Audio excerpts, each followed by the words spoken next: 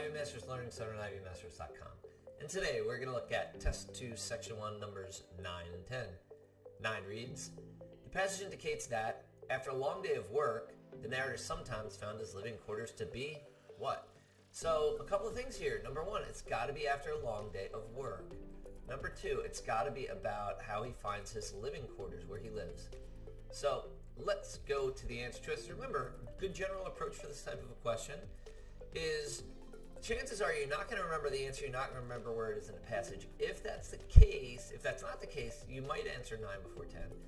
But provided that's the case, it makes sense for you to go to number 10 and eliminate any answer choices that are not directly answering the question while you're going just to those lines to find your answer, which would be more efficient, of course, than reading the whole thing over again. Go to line 17. I should have pent in every sigh by which my heart might have ventured to intimate its distress under the closeness, smoke, monotony, joyless tumult of Big Ben clothes and its panting desire for freer and fresher scenes. So, it sounds like he is distressed there, but he's saying he should have done something else, like he shouldn't have sighed. What's sigh a sign of? It could be a sign of relief, but it sounds like in this context, if he's penting in every sigh, he's like hiding his weariness, his despair, his dissatisfaction with, as it turns out, his job.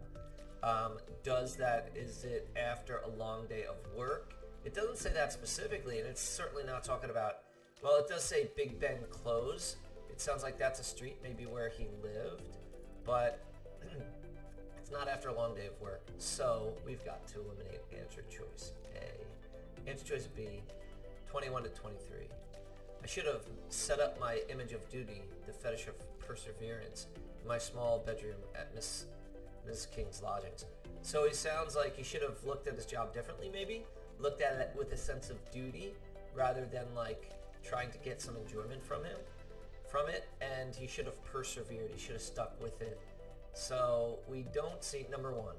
After a long day of work, not in particular there.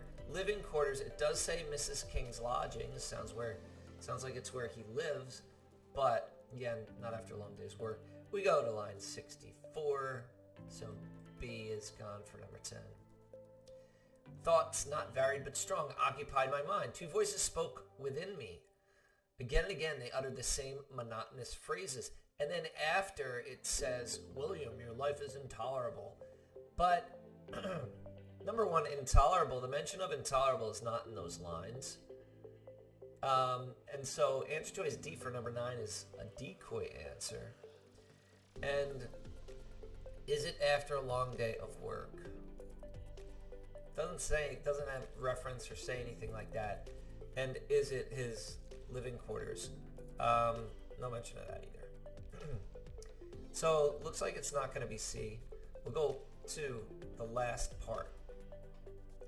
So it must be the other voice that spoke inside of him. What can you do to alter it? So what can you do to change your life? I walked fast, for it was a cold, frosty night in January. And as I approached my lodgings, I turned to a general view of my affairs to a particular speculation as to whether my fire would be out.